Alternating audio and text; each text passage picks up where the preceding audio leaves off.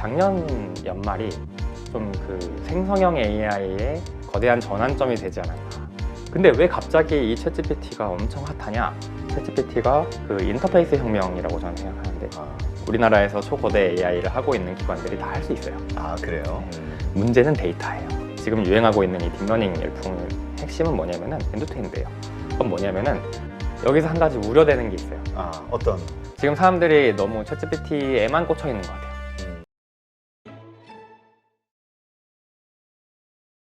요즘 챗GPT가 불러일으키고 있는 화제 이슈가 아주 대단한 것 같습니다. 알파벳에서도 AI 데이를 곧 발표하고요. 그 다음에 MS에서도 뭐 강력한 이 AI에 대한 미래 비전에 대해서 발표하는 그런 상황이고, 모든 돈들이 관련 테마들을 이루면서 이쪽으로 쏠리는 느낌을 아마 우리 투자하시는 분들은 느끼실 것 같습니다. 오늘 그래서 이 인공지능 챗GPT로 시작이 된 이 AI에 대한 우리의 기본적인 지식을 좀 높여보고자 오늘 모신 분인데요. 혁명의 미래, 구글, 엔비디아 등 IT 기업들의 전략을 파헤친다 책의 저자시고요. 단순한 이론가가 아니시라 더 관심이 가는데 전 마인즈랩 대표셨고, 현재는 맨드언맨드 역시 인공지능 관련 IT 벤처 스타트업을 또 지금 창업하신 최홍섭 대표님 모셨습니다. 네. 안녕하세요. 안녕하세요. 네. 아유, 소개가 제일 긴 것 같아. 네. 야, 요즘 챗GPT 정말 난리가 아닌 것 같은데, 네, 맞습니다. 이런 관심을 불러일으켰던 게 얼마 전, 몇 년 전이죠. 알파고 해가지고 막 바둑할 때. 네네. 이때도 한국에서는 좀 요란했지만 글로벌적으로 요란했던 것 같지는 않은데, 지금은 온 세계가 다 시끄러운 것 같아요. 이 챗GPT라는 것 때문에. 이게 도대체 왜 이렇게 혁명적인 거라고 평가할 수 있는 건가요? 제일 큰 이유는 일단 AI가 가장 나중에 정복할 거라고 여겨졌던 분야 중에 하나가 생성형 AI거든요. 제너레티브 AI라고 하는 이 부분인데, 이 챗GPT랑 그 전에 있었던 노블 AI라고 하는, 그러니까 스테이블 디퓨전이라고 하는 모델을 이제 쭉 거치면서 작년 연말이 좀 생성형 AI의 거대한 전환점이 되지 않았나. 사람들이 열광하는 거죠. 왜냐면은 예전엔 그런 설문이 있었어요. AI가 이제 핫해졌잖아요, 알파고 때. 그러면 이제 사람들이 무슨 얘기를 하냐면은, 야, 사람이 하고 있는 일 중에 뭐가 제일 먼저 대체될 것 같냐, 이런 얘기만 한단 말이에요. 근데 그러면은 그때 항상 제일 마지막에 대체될 거라고 하는 직업군이 뭐였냐면은 주로 창의력이 필요한 예술가나 그림 그리는 사람이나 글 쓰는 작가나 이런 사람들이 마지막에 대체될 거다, 막 이렇게 사람들이 얘기를 했단 말이에요. 근데 어랍쇼? 이제 작년에 갑자기 그림 그리는 AI가 나오더니, 그 다음에 이제 글 쓰는 AI가 나왔는데 얘네가 굉장히 잘하는 거죠. 생각보다 훨씬 잘하는 겁니다. 그래가지고 이제 그 부분 때문에 사람들이 더 열광하는 것 같고요. 기존에 이제 컴퓨터 프로그래밍이 잖아요, 인공지능도. 컴퓨터 프로그래밍이 인간을 대신할 수 있는 능력 중에서 제일 쉬운 거는 레코그니션, 인지겠죠. 그래가지고 제일 먼저 했던 게 당연히 개랑 고양이 구분하는 문제들. 그러니까 이런 것들은 이제 2016년, 2017년 하면서 2020년대까지 거의 완성됐다고 보실 수 있거든요. 그래서 사람들이 이게 잘 되는 건 이제 알아요. 근데 이제 챗GPT 같은 제너레티브 모델이 사람들이 이제 상상을 못했던 거죠. 이 정도까지 될 줄은 몰랐던 거죠. 그러니까 지금 요새 나오는 뉴스를 보면은 고등학생까지의 논문, 이런 수업까지도 정보들을 쫙 알아서 요약하고 편집을 해서 내놓는다. 이제 코딩도 직접 할 수 있다. 이런 얘기도 나오고. 맞습니다. 지금 어느 정도 영역까지 가능한 거예요? 저희 친구들이랑, 저랑 이제 같이 창업한 친구들이 다 저랑 물리학과 동기들인데, 저희 이제 친하니까 이제 우스갯소리를 합니다. 그래서 제가 이제 먼저 얘기를 한 거예요. 야, 이거 챗GPT가 이거 웬만한 사람보다 글을 잘 쓰겠는데? 제가 이렇게 말을 합니다. 그랬더니 이제 제 옆에 있던 정인성이라고 하는 작가인데, 그 친구가 이제 이렇게 하는 거죠. 네 얘기하는 거냐고. 너보다 잘 쓰는 것 같다고 이제. 이게 맞는 것 같아요. 그러니까 저보다 잘 쓰는 것 같아요. 그러니까 근데 제가 AI보다 챗GPT보다 글을 못 쓰는 게 이게 부끄럽지 않은 이제 그런 세상이 돼버린 거죠. 근데 이제 이제 이렇게 된 이유가 뭐냐? 이제 어디까지 이제 챗GPT가 그러면은 이게 정말 그 사람만큼 글을 잘 쓸 수 있고 뭐 코딩도 한다 이제 이런 얘기를 하잖아요. 네. 근데 그러면은 이게 어디까지 할 수 있는 거냐? 저도 지금 써보니까 그냥 진짜 그 웬만한 사람들이 글 쓰는 것보다는 훨씬 나은 것 같아요. 그러니까 저희 책도 예를 들면은 이런 데 쓸 수 있다는 생각이 들었던 건데 저희가 이제 책을 쓴 다음에 문장을 다듬는 시간 되게 많이 가지잖아요. 그렇죠. 그 보통 이제 뭐 문법적인 것도 많이 보지만 문장을 조금 더 매끄럽게 만드는 것도 뭐 그러니까 표현을 단어 같은 거를 조금 더 이제 그 자연스러운 단어를 쓰고 이제 문장을 짧게 고치고 뭐 이런 것들 한단 말이에요.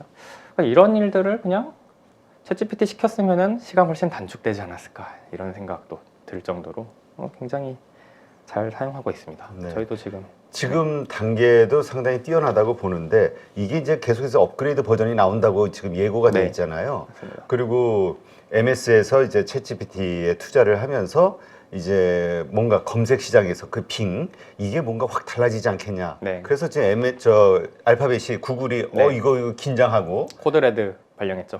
그 정도로 뭔가 우리가 알고 있는 네. 것처럼 그 정도로 뭐 긴박한 네. 경쟁력이 있는 건가요? 근데 저도 처음에는 조금 오반가 이렇게 생각을 했는데 저희도 직접 써보니까 그러니까 검색에 하는 기능을 전체를 대체할 수는 없거든요. 네. 그건 맞습니다. 그거는 이제 그 오픈 AI CEO인 샘 알트만도 좀 우려하는 부분이고, 근데 확실히 가치는 있더라고요. 특히 이제 그 이미 어느 정도 확정된 지식을 빨리 서치하는 그런 측면에 있어서는 다른 검색 엔진이 기존에 가져다 줄 수 없었던 그 경험을 주는 겁니다. 예를 들면은 그 요즘은 개발자들이 거의 구글 선생님한테 배워가지고 다 하잖아요. 뭐 스택 오버플로우나 뭐 네. 레딧이나 이런 사이트에 가가지고 자기가 원하는 정보를 찾아가지고 코딩을 한단 말이에요. 네. 근데 이제 그것도 아무나 하지 못해요. 첫 번째 영어 잘해야 되죠. 두 번째는 영어만 잘해도 되는 게 아니라 내가 그 사전 지식이 어느 정도는 있어야지 뭘 검색해야 될지 안단 말이에요. 그러니까 내가 그냥 코딩하다가 내가 이게 코딩이 잘 안 돌아가는데 이게 왜 안 돌아가지 이렇게 검색하면 아무것도 안 나온단 말이에요. 내가 거기 지식을 어느 정도 알아가지고 이거는 뭐 자바스크립트의 뭐 그 변수명을 선언할 때 뭐 이거를 그 베리에이션으로 해야 되는지 뭐 레스로 해야 되는지 뭐 이런 거에 대해서 내가 궁금하다 이렇게 내가 물어보고 싶잖아요. 그렇죠? 구체적으로 물어봐야 답이 나온단 말이에요. 구글에서는. 그렇죠? 근데 챗GPT를 써보면은 그냥 야 이거 나 안 돌아가는데 이거 왜 안 돌아가는지 네가 한번 고쳐봐 뭐 이런 식으로 한단 말이에요. 그러면은 거기에 원하는 정보가 나옵니다. 높은 확률로. 그러니까 100%는 아니에요. 그러니까 그 챗GPT도 틀릴 때는 있어요. 왜냐면 이제 그 인터넷에 돌아다니는 데이터 학습한 건데 그 인터넷 돌아다니는 데이터가 전부 다 옳다는 보장 없거든요. 그렇죠. 학습한 데이터가 잘못돼 있을 수도 있기 때문에 잘못된 정보 나오기도 하지만 기본적으로 그런 시간을 많이 단축시켜 주더라고요. 그래서 이런데 가치는 있겠구나. 충분히 가치는 있고 구글이 긴장할 만하겠다 이런 생각했습니다. 네. 근데 지금 나오는 거 보면은 뭐 그 구글에서도 그 대항마로 AI 챗봇 바드를 발표한다 뭐 이런 네. 뉴스들이 나오고 있잖아요. 네. 그리고 나오는 이야기는 뭐 더 성능이 더 뛰어나다 네. 이런 얘기 나오는 거 보면 이게 갑자기 나오는 건 아니고 네. 그동안 계속 연구 개발을 해왔었다는 얘기인 거죠. 그렇죠. 당연하죠. 네. 네. 이것들이 이렇게 갑자기 부각이 되는 이유가 뭘까요? 사실 저도 그게 조금 놀란 부분이거든요. 왜냐하면 지금 그 오픈 AI가 발표한 그 챗GPT는 사실은 성능적으로는 그 GPT-3라고 하는 이미 그 2021년 말에 나왔던 GPT-3라고 하는 그 기술의 인터페이스만 바꾼 버전이라고 보시면 돼요. 물론 조금 이제 학습을 더 정교하게 했겠지만 기본적으로 원래 그 오픈 AI가 만드는 GPT라고 하는 애는 그냥 이런 글을 생성해줘라고 하면은 글을 써주는 이런 애였단 말이에요. 네. 근데 그 성능이 이미 GPT-3 때도 굉장히 좋았어요. 근데 왜 갑자기 이 챗GPT가 엄청 핫하냐? 그건 저는 그 약간 발상을 바꿨기 때문이라고 생각하거든요. 그 단순히 글을 잘 쓰는 AI 만들어 놓은 게 아니라 그거를 이제 글을 써줘라고 하는 요 태스크를 대화 형식으로 바꾸는 이제 요 작업이 사람들한테 반향을 일으키지 않나. 그게 사람들이 쓰기 쉬운 거죠. 그게 결국은 다루기가. 그냥 이게 남의 나라 먼 얘기가 네. 아니라 내가 바로 적용할 수 있는 그렇죠. 서비스를 만들어냈다는 거 이거군요. 사람들이 쓰기 쉬운 거예요. 왜냐면 저희가 봐봐요. 그러니까 저희가 만약에 어떤 그 스마트폰이 처음 나왔다고 생각해 보자고요. 그럼 그거 어떻게 쓰는지 그 내가 맨날 피처폰만 쓰다가 스마트폰을 처음 쓰는 사람은 그거 어떻게 쓰는지 익히는 시간이 필요하잖아요. 그렇죠. 그러니까 AI도 좀 그랬던 거예요. 기존의 GPT-3는 그 GPT-3를 그런 생성형 AI를 쓰려고 하면은 그거를 쓰는 법을 좀 공부를 해야 되는 거예요. 아, 얘한테 이거를 어떻게 입력을 해줘야지 얘가 글을 내가 원하는 결과물을 잘 내는구나, 내가 원하는 걸 뽑아내기 위해선 내가 이걸 이렇게 써야 되는구나, 이거를 좀 익혀야 되는 거죠. 근데 챗GPT는 직관적이죠. 그냥 내가 평소에 그냥 하는 말로 물어보면은 거기에 대해서 그냥 답을 해주니까 내가 익숙한 형태로. 그래서 그런 거지, 사실은 그 글을 쓴다라고 하는, 텍스트를 제너레이션 한다고 하는 그 본질에 있어서는 그게 이제 이미 한 1, 2년 전에 나왔던, 그리고 그게 GPT-3만 그 오픈AI만 한 게 아니라 그 비슷한 시기에 그 비슷한 것들을 다 만들었어요. 구글도 람다라고 하는 그 초거대 언어 모델만, 지금 파운데이션 모델이라는 표현을 쓰는 것 같은데 네. 이제 그런 모델들을 다 발표를 했었고, 근데 이제 만들긴 했는데 그냥 글 쓰는 AI 어디다 쓰지 이러고 그냥 묵혀둔 것 같아요. 근데 그거를 챗GPT가 그 인터페이스 혁명이라고 저는 생각하는데 그렇게 그 방향을 살짝 바꾸면서 이제 선풍적인 인기를 끌게 된 거죠. 그럼 이 대화형 이 AI 이것은 뭐 새로운 어떤 신기술이 아니라 이미 네. 기존에 계속 있어 왔던 거고. 그렇죠. 근데 이거를 왜 아이폰 이후에 최대의 혁신이라고 표현하는지 네. 잘 이해가 안 가요. 저는 본질적으로 비슷하게 보이는 게, 그 아이폰이라고 하는 그 아이도, 스마트폰이라고 하는 그 친구도 사실 저는 본질이 인터페이스 혁명이라고 보거든요. 네. 기존에도 내가 전화를 걸고 문자를 하고 이런 것들이 있었죠. 그리고 이제 뭐 좀 별로긴 하지만 인터넷을 할 수 있는 뭐 PDA나 이런 것도 있었죠. 네. 이메일도 막 보낼 수 있었고, 그러니까 그런 비슷한 일들을 할 수 있는 것들이 있었는데, 그거를 사람들이 직관적으로 받아들이기 쉽게, 그러니까 되게 터치라는 그 인터페이스 굉장히 직관적이었던 거예요. 사람들이 이제 뭔가 새로운 PDA 같은 경우만 해도 원래 그 당시에 되게 그 전문직들만 쓰는, 내가 진짜 막 24시간 언제든 막 메일을 보내고 일을 해야 되는 이런 전문 직종들만 이제 뭐 아름아름 사서 이렇게 쓰는 그런 물건이었단 말이에요. 일반 사람들은 그 PDA, 저도 제가 그 주변 사람들이 쓰는 거 이제 봤는데, 저 어릴 때 불편하더라고요. 그렇죠. 일반적인 사람들은 그걸 익히는데 시간이 오래 걸리는 거예요. 근데 아이폰은 처음 쓰는 사람도 직관적으로 익히기 쉽게 만들어져 있었죠. UI 같은 것들이 사람들이 터치하면 바로 반응하고, 내가 뭘 누르면 뭔가 될 것 같고 실제로 그렇게 되고, 이제 이런 것들이 이제 인터페이스 혁명이라고 저는 보는데, 그 챗GPT도 저는 비슷한 그 인터페이스 혁명인 것 같아요. 네. 지금 오픈 AI라는 표현을 많이 쓰잖아요. 네. 챗GPT에 대해서. 저는 이해를 하고 있기로는 이러한 그 기술, 우리 뭐 소스라고 할까요? 이런 것들이 그냥 다 오픈돼 있어서 누구나 활용할 수 있는, 네. 갖다가 쓸 수 있는 특허권 없이 네. 그렇게 이해를 하고 있는데, 일단 이게 맞는 건가요? 그렇다면 맞다고 한다면 이것은 여기 뭐 챗GPT나 혹은 뭐 MS나 구글이나 이런 곳만이 아니라 누구든 그걸 활용해서 누구나 지금부터 빠르게 시작할 수 있는 건가? 이런 생각이 들어가지고. 오픈 소스를 말씀하시는 거죠? 네. 오픈 AI는 그 이 GPT를 계속 만들고 있는 그 비영리 기구 이름이에요. 회사라고 생각해도 돼요. 오픈 AI는 그 머스크가 공동 창업자로 있는 AI 연구기관이고요. 네. 그 원래 근데 오픈 AI의 기본 원칙은 그 오픈 소스 만드는, 그러니까 누구나 AI를 쓸 수 있게 해주자, AI 혜택을 누구나 받게 해주자라는 이런 원칙을 가지고 있었는데, 근데 이제 이 MS가 오픈 AI 그 GPT 독점권을 가져가면서 조금 그거는 변질이 됐죠. 지금 공식적으로는 그 GPT에 대한, 그 GPT-3부터 나오는 그 GPT에 대한 독점권 MS가 가지고 있습니다. 근데 이 챗GPT가 나오자마자 거의 한 달도 안 돼가지고 페이스북의 연구진들이 그거를 오픈소스로 만들어가지고 공개를 했어요. 아, 그래요? 네.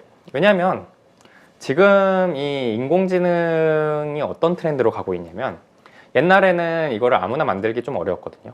좀 인공지능에 대해서 많이 공부한 사람이 그렇죠. 요 그 인공신경망이라고 하죠. 그 인공지능의 구조를 설계하고 막 만드는 게 조금 복잡했단 말이에요.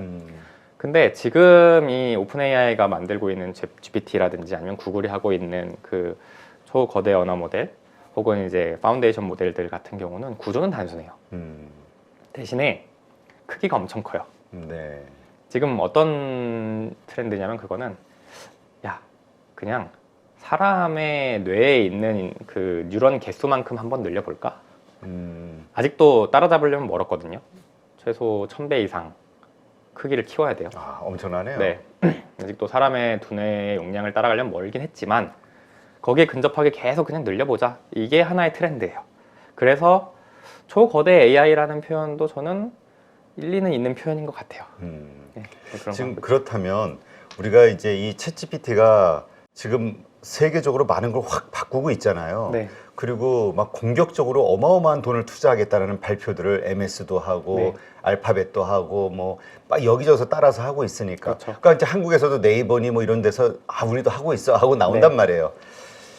첫 번째는 우리가 국내 기술 수준이 그 챗GPT라든가 이 외국의 미국의 그 빅테크 기업들이 가지고 있는 기술 수준과 비교했을 때 어느 정도 차이가 있느냐, 경쟁력이 있느냐가 좀 궁금하거든요.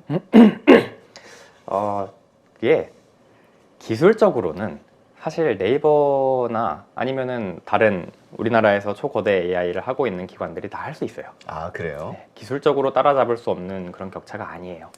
문제는 데이터예요. 데이터. 네, 그러니까 이거는 장점이자 단점이 될 수 있는데 그 네이버가 하고 있는 하이퍼클로바가 챗GPT보다 강점을 가지는 거는 뭐냐면 한국어거든요. 한국어. 네, 한국어 데이터는 학습 데이터 중에서 그 챗GPT보다 훨씬 많은 거예요. 하이퍼클로바가. 근데 문제는 뭐냐면은 한국어를 잘하는 대신에 시장이 작아지는 거죠. 그렇죠. 영어가 영어권이 일단은 가장 큰데. 영어면은 시장이 훨씬 크잖아요. 전 세계 어디에서도 사실은 서비스가 가능하죠. 네. 완전히 영어권이 아니더라도 서비스를 할 수 있죠. 근데 이제 한국어에 특화된 모델을 하면은 이제 그 한국 시장은 지킬 수 있겠죠. 그러니까 GPT가 아무리 잘해도 한국 시장은 하이퍼클로바가 지킨다는 이런 방식이 가능할 건데 문제는 이제 확장성. 해외로 나간다고 했을 때는 그게 또 걸림돌이 될 수 있죠. 그게 많이 어려운가요? 그러니까 그 예를 들어서 지금 인공지능 있어요. 이 프로그램이 학습을 이제 계속 이제 가자 하잖아요. 그러면 내가 예를 들어서 언어별로 다르다고 하면은 뭔가 다른 작업이 추가적으로 새로 또 만들어야 되는 건가요? 그 언어에 맞게? 그러니까 하나의 프로그램이 있어. 그러면 이거 한국어로 된 정보는 여기서 끌어모으고 내가 영어권이 필요하다 그러면 또 영어에 대한 프로그램을 새로 만들어서 이거에 대한 데이터를 요거는 따로 작업하고 대신 이런 것들을 연결시키는 건가요? 그 기술을 새로 만드는 거는 전혀 아니에요. 지금 이제 지금 인공지능의 엔드투엔드라는 표현을 쓰는데 아, 그래. 엔드투엔드. 네. 요거는 뭐냐면은 지금 이제 옛날에는 인공지능을 만들 때 그 인공지능을 예를 들면 다른 언어로 만들려고 하면은 처음부터 새로 다 만들었어요. 언어에 맞춰가지고 영어의 문법이랑 한국어의 문법이 다르잖아요. 그렇죠. 그러면은 그 문법에 따라서 그 프로그래밍을 다시 해야 돼요. 그러니까 이제 언어마다 프로그래밍 다 다시 해야 되는 거였죠. 옛날에 이제 인공지능 접근법은 대부분 그랬어요. 근데 이제 지금 우리가 그 알파고 이후로 지금 유행하고 있는 이 딥러닝 열풍의 핵심은 뭐냐면은 엔드투엔드예요. 그건 뭐냐면은 처음부터 끝까지 그냥 인공지능한테 맡기겠다는 거예요. 그러니까 뭔가 내가 언어를 가르치기 위해서 영어의 문법을 가르치거나 한국어의 문법을 가르칠 필요가 없다는 얘기예요. 그냥 한국어만 보여주면 된다는 얘기입니다. 아, 그러면 그냥 데이터만 주고. 하나의 프로그램 자체가 그렇죠. 네. 자기가 한국어도 학습하고 그 학습한 한국어의 능력으로 또 관련된 정보들을 끌어모으고 데이터만 있으면 된다는 거죠. 아, 영어도 공부하고 자기가 또 그러니까 하나의 프로그램이 모든 걸 다 알아서 진화해 나가는 거네요. 그러니까 이제 챗GPT가 한국어를 잘 못한다는 이유도 하이퍼클로바가 한국어는 잘하는데 다른 나라 언어에 약하다는 이유도 사실은 그냥 데이터가 없어서 그렇다. 근데 데이터가 없다라는 거는 그러니까 사람이 인위적으로 야 한국 쪽 정보 좀 더 끌어모아봐 이렇게 명령할 수는 없는 건가 보죠? 단순히 인터넷에 돌아다니는 정보를 모으기만 하는 거 가지고는 안 된다는 거죠. 왜냐하면 가비지 정보가 너무 많은 거예요. 그렇죠. 인터넷에 가비지가 너무 많기 때문에 그거를 정제해주는 작업들을 다 합니다. 그건 사람 손으로 합니다. 그러니까 기본적으로 이게 어느 나라에서 네. 만들어졌느냐, 네. 만들 때서부터 그 나라의 언어를 이제 일단은 시작부터 할 거니까 그게 이제 결국 특화되는 거군요. 거의 그래서 영어로 만들어져 있는 GPT가 유리한 거죠. 그러니까 반대로 얘기하면 우리가 사실 그 모든 대부분의 나라들이 뭐 예를 들어서 그 우리 검색 시장 다 구글한테 다 장악이 됐잖아요. 그렇죠. 예전에는 네. 야후였고. 네. 근데 이제 한국 같은 경우는 네이버라든가 이런 네. 것들이 이제 토종 한국 시장을 지키고 있는 네. 토종 이 검색 맞습니다. 포털 사이트인데 이러한 것들 한국어로 AI에 대한 어떤 서비스들을 한다고 했을 때 수요가 발생한다고 했을 때에도 여기가 유리하다. 네. 그러니까 한국이 조금 특수한데 이제 그 구글의 침투를 거의 전 세계에서 유일하게 잘 막고 있는 나라죠. 그렇죠. 아마 중국 빼고는. 중국은 이제 정부에서 막으니까. 근데 그 언어적으로 봤을 때 확실히 그 영어랑 그 어순이나 이런 거 달라서 그런 특수성도 있는 것 같고, 그 다음에 이제 구글이 한국에다가 대대적으로 투자하기에는 시장이 작다. 그렇게 크지 않다 이렇게 판단했을 수도 있어요. 근데 어쨌든 중요한 거는 지금 예를 들면은 그냥 단적으로 번역만 써봐도 네이버 번역이 한국어 영어 번역에 대해서는, 그러니까 한국어 번역에 대해서는 조금 더 매끄럽거든요. 아, 그래요? 그거는 대부분 데이터 때문이라고 보시면 돼요. 근데 이제 네이버에는 한국어 데이터가 훨씬 많겠죠, 구글보다는. 이제 그런 이유고. 자, 근데 이제 그 데이터가 단순히 많다고 되는 건 아니고, 예를 들면은 네이버가 그 지식인이라고 하는 서비스가 있잖아요. 네, 그 그렇죠. 지식인에 누가 질문하고 답변 남기고 이렇잖아요. 근데 만약에 우리 네이버 하이퍼클로바가 그냥 그 지식인을 참고해가지고 학습을 했다고 생각해보자고요. 그럼 어떤 애가 나올까요? 지식인 써보시면 어떤 느낌이세요? 지식인 글쎄요. 거기 그러니까 누가 지식인 올렸느냐 그 네. 등급이 또 있잖아요. 네, 뭐 그렇죠. 네. 그 레벨이 네. 전문가들의 말은 상당히 믿을만한데, 근데 또 가끔 보면은 결론이 그렇죠. 없더라고. 이상한 것도 홍보성이 많죠. 많아가지고. 네. 그러니까 그런 것들이 다 가비지라는 거죠. 만약에 그거를 정제 없이 인공지능한테 학습을 시켰다라면 어떻게 될까요? 얘도 이상한 애가 나오는 거죠. 전문성 없는 애가 나오는 거죠. 여차저차한데 이럴 네. 수도 있고 저럴 수도 네. 있고 자세한 것은 전문의와 상담해. 이런 식으로. 틀린 얘기 할 때도 많잖아요. 어. 지식인에는 그게 아무나 답을 달 수 있기 때문에 그 진짜 전문가가 아니라 그냥 뭐 예를 들면은 그냥 장난 삼아서 누가 옆집에 사는 초등학생이 지식인 맞아요. 댓글 달 수도 있는 거예요. 의학 지식인데 뭐 저는 뭐 무슨 약을 먹었더니 그냥 나았어요 막 이러는데 막 그 약 먹으면 절대 안 되는 뭐 이런 걸 수도 있단 말이에요. 그러니까 그런 거를 결국에는 학습시키기 전에, 그러니까 인공지능이 지금 그런 어떤 지식을 스스로 걸릴 능력이 없어요. 네. 그렇기 때문에 학습시키기 전에 사람들이 그거를 다 정제한단 말이에요. 그러니까 그 작업이 돈이 많이 들어요. 아, 그러니까 네. 이 스스로 알아서 학습하는 게 아니라 계속해서 아까 그 엔드-투-엔드 전략 말씀하셨잖아요. 네. 이게 정확하게 어떤 용어, 아까는 말씀하시기로는 그냥 시작부터 끝까지 컴퓨터가 인공지능이 알아서 다 해나간다 이렇게 설명을 하셨는데 잘 이해가 안 돼서. 데이터가 주어지면 데이터가 주어지면 그 데이터를 학습하는 거는 알아서 한다. 음. 데이터를 스스로 모아가지고 그거를 스스로 판단하고 정제하고 이런 능력은 지금 현존하는 어떤 인공지능에도 없습니다. 그럼 네. 사람이 개입을 해야 되나요? 데이터를 만드는 거는 전적으로 사람이 해야 되는 일이에요. 그러니까 우리의 이 정보의 네. 정확도를 높이기 위해서 네. 어떤 작업들을 하나요? 그 사람들이 그 정보들을 다 보고 틀린 정보들은 다 빼버립니다. 오타 같은 거 있으면 다 고치고요. 그런 식으로 하는 거예요. 그래요? 네.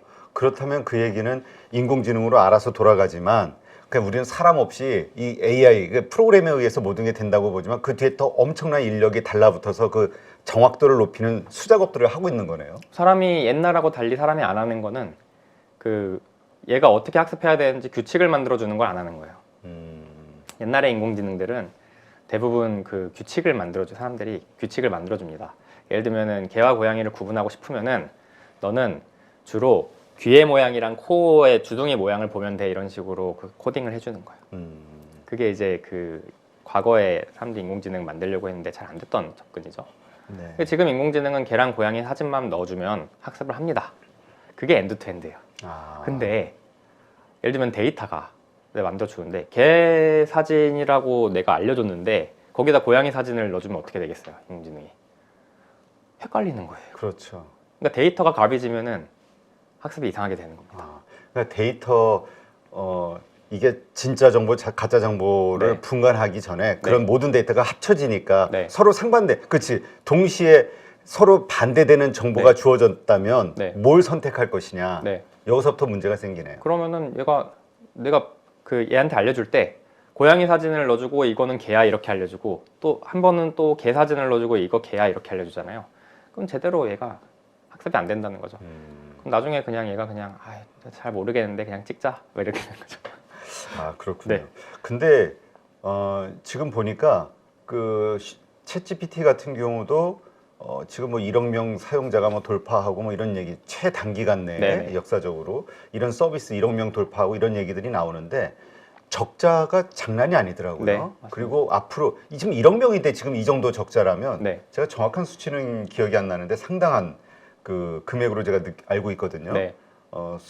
수억 달러인가 수십억 달러가 뭐 이런 것 같던데, 근데 이게 10억 명 뭐 이렇게 늘어나게 된다고 했을 때는 비용이 네. 더 증가하잖아요. 네네. 그럼 이게 그냥 단순 생각하기로는 그 프로그램이 돌아가는 어떤 서버에 대한 비용인 네. 건가? 아니면 이제 이렇게 생각했는데 지금 말씀 들어보니까 그걸 또 정교화시키는 인력에 대한 비용도 같이 엄청나게 들어가는 건가? 그거는 계산도 안 했어요. 그건 아예 빠진 거예요? 그건 계산도 안 하고 사용하기만 하는데 적자가 그만큼 난다는 얘기예요 지금. 아, 그러면 네. 앞으로도 계속해서 지금의 어떤 결과물을 만들기 위해서 그 네. 챗GPT라든가 이런 데서 들어가는 추가 인력 네. 이런 거는 계산이 안 들어갔다는. 그렇죠.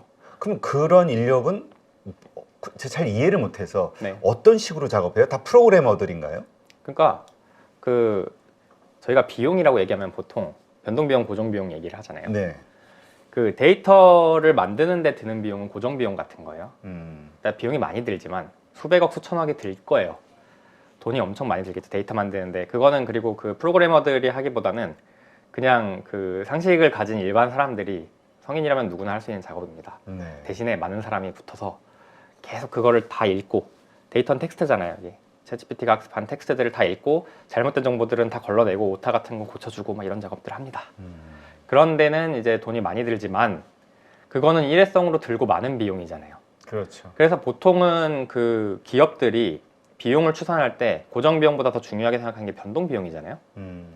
근데 이 GPT-3를, 챗GPT를 운영하는 데 드는 비용은 이제 서버를 운영하는 데 드는 비용이거든요. 결국 이 챗GPT가 서버에 올라가 있는데 얘가 사람들이 한번 내가 채팅을 할 때마다 비용이 들어요. 근데 그거를 이제 그 오픈 AI의 샘 알트만 CEO가 얼마라고 얘기를 했냐면은 몇 센트 정도가 든다, 이렇게 그 일론 머스크랑 트윗에서 몇 센트 정도면은 몇백 원 든다는 얘기거든요. 그렇죠. 예를 들면 500원이라고 한번 해보자고요. 자, 그러면 만약에 내가 이 챗GPT랑 대화를 하기 위해서 내가 한번 얘한테 뭐 하나 물어볼 때마다 얘가 답변 하나 해줄 때마다 500원씩 내야 된다, 이러면 쓰시겠어요? 아, 그러네. 안 쓰실 것 같죠? 그렇죠. 지금 무료로 오픈했잖아요. 네. 그 1억 명이 쓰잖아요. 대화를 엄청나게 많이 할 거 아니에요? 그만큼이 다 비용으로 들어간다는 얘기예요. 그게 운영 비용이죠. 그거는 사용자가 늘어나면 늘어날수록 계속 늘어나는 거죠, 비용이. 그러면은 그 비용을 감수하려면은 결국에는 그거보다 요금을 더 높게 매길 수밖에 없겠죠, 기업이라고 하면은.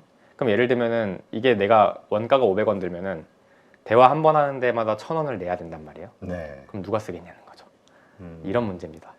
그러니까 지금 하나의 정보를 끄집어낼 때마다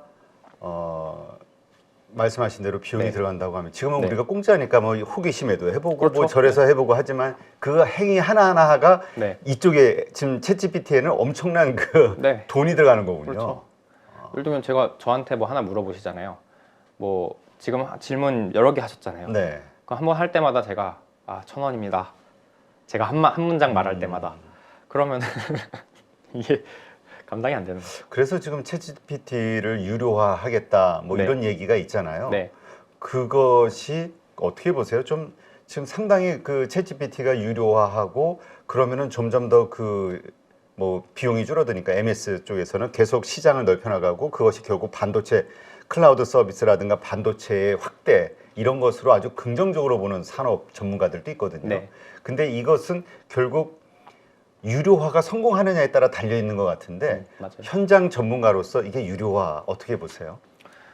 저는 일단 기본적으로는 그 MS가 그러니까 조 단위로 막 투자를 하고 있잖아요. 10조 정도 투자를 하는 걸로 알고 있는데, 그러니까 기본적으로 이쪽 그 AI 업계에 돈이 많이 들어오는 거에 대해서는 기본적으로는 긍정적이에요.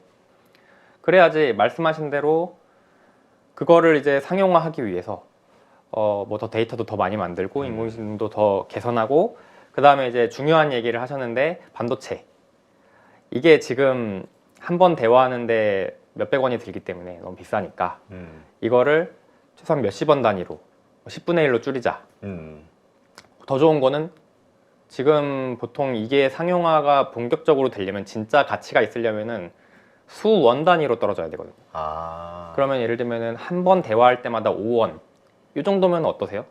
그렇죠. 쓸만하실 것 차라리 같죠? 좀 쓸만하죠. 그 정도면은 내가 이거를 가치 있게 쓴다고 하면은 그 정도면 지불할 만 하겠다, 이제 이런 생각 한단 말이에요, 사람들이. 그래서 그러면은 제가 봤을 때 추산은 한 100분의 1 정도 낮춰야 돼요. 그러면은 그게 지금 엔비디아 GPU의 발전 속도로는 절대 못합니다. 그래요? 네, 그거는 제가 봤을 때는 몇십 년이 지나도 못해요. 엔비디아 GPU가 1년에 몇 배씩 빨라져도 그게 힘들어요. 그러면은 그 챗GPT 같은 거대 인공신경망을 전용으로 다루는 그런 반도체들이 나오게 될 겁니다. 그 실제로 구글 같은 경우는 자기네가 반도체를 직접 만들어요. 그리고 이제 삼성전자 같은 메모리 회사들도 그런 챗GPT를 겨냥해가지고 이제 PIM 같은 반도체들을 만들고 있죠. 차세대 반도체들, 혹은 이제 뭐 뉴로몰픽 칩이라든가 여러 가지 어프로치들을 지금 하고 있죠. 그래서 그런 산업들이 지금까지는 만들어도 솔직히 쓸 때가 그렇게 많진 않았는데, 이런 그 초거대 신경망들이 나오면서 이런 제품들을 만들 이유가 생긴 거죠. 그런 AI 전용 칩들을 만들 이유가 생겼다고 생각하고, 그래서 저는 기본적으로 전 좋다고 생각합니다. 근데 여기서 한 가지 우려되는 게 있어요. 어떤? 우려되는 거는 지금 사람들이 너무 챗GPT에만 꽂혀 있는 것 같아요. 근데 그러면은 이게 그 샘 알트만이라는 오픈 AI CEO가 얼마 전에도 트윗을 했더라고요. 이거 지금 GPT-3는 얘가 진짜 중요한 일은 얘한테 시키면 안 된다, 이제 이렇게 얘기를 해요. 표현을 그렇게 썼습니다. 진짜 중요한 일이 뭐냐?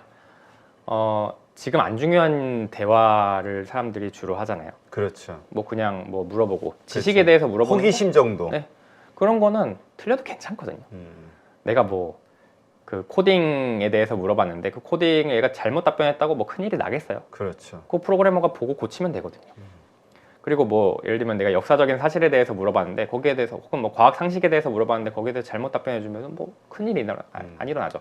근데 사실은 이게 진짜 가치를 가지려면 어디 써야 되냐면 산업에 써야 되거든요. 그렇죠. 그럼 예를 들면 대화를 제일 대체하고 싶어 하는 데가 어디겠어요? 콜센터 같은 데죠. 콜센터죠. 그렇죠? 근데 그러면 얘가 콜센터에서 가장 간단한 상담이라도 할 수 있냐? 이제 이렇게 물어보는 거야. 예를 들면 은행에서 은행원이 상담해 주는 거를 대신해 줄 수 있냐? 아니면은 그 물류 쪽 이커머스에서 그 고객이 뭐 반품이나 환불에 대해서 문의할 때 이런 거 상담해 줄 수 있냐? 그게 안 된다는 거죠. 그럼 목적지향적인 대화에 대해서 지금 얘는 할 수 없는 상태입니다. 그러니까 얘가 할 수 있는 거는 지금 일상 대화, 스몰톡. 그냥 뭐 나 우울해. 그러면은 뭐 우울할 땐 이런 노래를 들어보세요. 뭐 이런 거 잘하죠. 그러니까 우리가 그런 평범한 거에 돈을 쓰겠느냐? 그렇죠. 진짜 돈을 쓴다는 거는 나에게 전문적인 어떤 수요 욕구가 있을 때 하는 건데, 이게 지금 맞습니다. 딜레마가 되겠군요. 그렇죠. 실제로 얘가 가치를 가지는 분야는 그런 분야일 겁니다. 기꺼이 돈을 내는. 왜냐하면 상담사들이, 콜센터에 있는 상담원들이 고객이랑 통화를 하잖아요. 그럼 이걸 다 계산을 할 수 있어요. 그럼 이 사람이 한마디를 할 때 그게 비용이 얼마냐. 그렇죠. 예를 들면 채팅이라고 하자고요. 요즘 채팅 상담 많이 하니까 그거 다 비용으로 추산하거든요. 대화 한 번 할 때마다 몇 원 막 이런 식으로 한단 말이에요. 그러면 이 챗GPT가 가치를 가지려면, 예를 들면 사람이 한 번 대화를 하는데 100원이 든다. 그러면은 챗GPT가 가치를 가지려면은 그 사람이 대화하는 거보다 더 싸야 돼요. 그렇죠. 근데 지금 챗GPT는 한 번 대화하는데 500원 들잖아요. 가치를 가질 수 없다는. 그뿐만 아니라 그거를 제대로 하지도 못해요. 목적 정확도가 떨어지니까. 그건 왜냐면은 그런 데이터를 학습을 안 했기 때문이죠.